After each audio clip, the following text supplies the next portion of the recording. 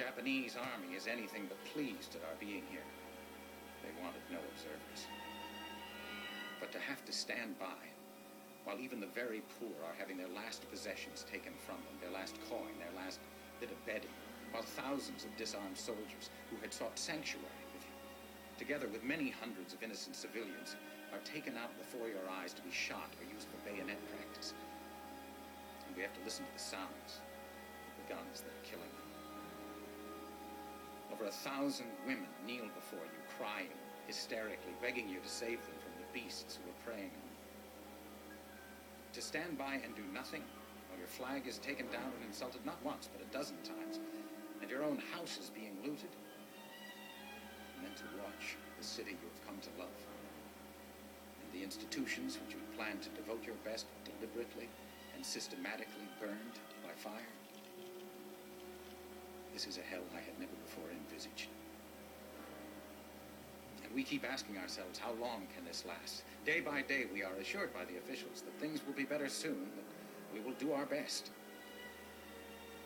But each day has been worse than the day before.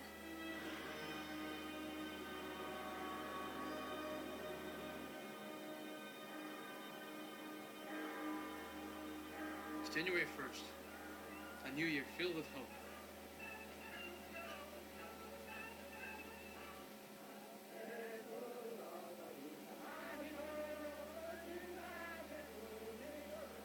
There was a worship ceremony at 8:30 this morning. In the solemn air, the trumpets sounded, and the Japanese flag was raised. It is moving beyond words, with the swords sparkling in the rising sun. We saluted the military flag and gave 3 cheers for our Emperor and Empress. January 4. It is just 3 weeks since Nanking was taken, and as yet, there has been no foreigner allowed in or out. The Japanese try to cover things up wherever it's even vaguely feasible. And the ban on anyone entering or leaving is one of their ways of keeping the world ignorant of Nanking's present state. We have now received news that the Japanese want to close all refugee camps on February 4th. The refugees are supposed to return to the devastated city, and it doesn't matter where they live amid the ruins. This could be awful, but we don't know how to avert this calamity. The military has all the power. At 3 p.m., 2 embassy police came and asked us to get all the refugees together so they could explain to them the plan of returning to their homes. A Chinese man was with them who used to be a low-level Chinese army officer. In order not to be killed, he became a Japanese collaborator. When he was alone with Miss Vautrin, he told her not to let the young girls go. He wept as he spoke. Their real object is to get these people away from us, who have been their protection during these terrible weeks. If they do not go back, the refugees in camps will be driven out by soldiers. Some of the refugees have registered and gone home hoping to live there peacefully. But unexpectedly, when the refugees arrived home, Japanese soldiers were seen hunting for women. I shall never bring pressure on women to leave again. My experience on that was too bitter. One woman of 27, whom we urged to go back to her husband, was raped by 3 soldiers within 3 hours after she left us. I learned my lesson, and shall not easily forget it. We have the possibility of a massacre, but I don't see myself staying out of sight while soldiers use bayonets on women and children who've trusted us. I scolded 2 Japanese soldiers. The fellow in front was taking it all right, but the one in back was a surly fellow. He drew his bayonet and he made a pass at my middle. I stood my ground. But since his first pass was unsuccessful, he took his bayonet and held it to my neck for a moment. He muttered something in Japanese and jerked his bayonet forward, and I ducked my head back. It drew blood. I fear that the military intends to clear the zone by force.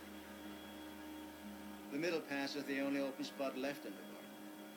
As I come outside, they all fall to their knees and cannot be persuaded to get up from the cold cement path until I give the following speech. The Japanese have publicly announced that you must leave the refugee camps, the zone, today. I personally shall not chase you away, but what can I, a single foreigner, do? Nonetheless, I'll try to prevent the Japanese from entering.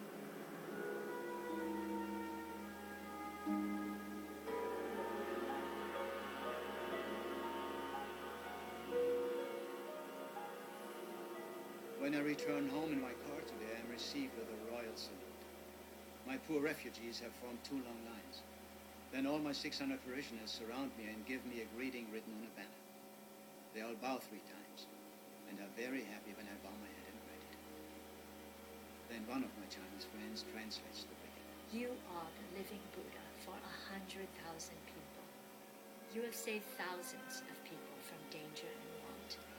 May the favor of heaven be granted to you. May God's blessing rest upon you.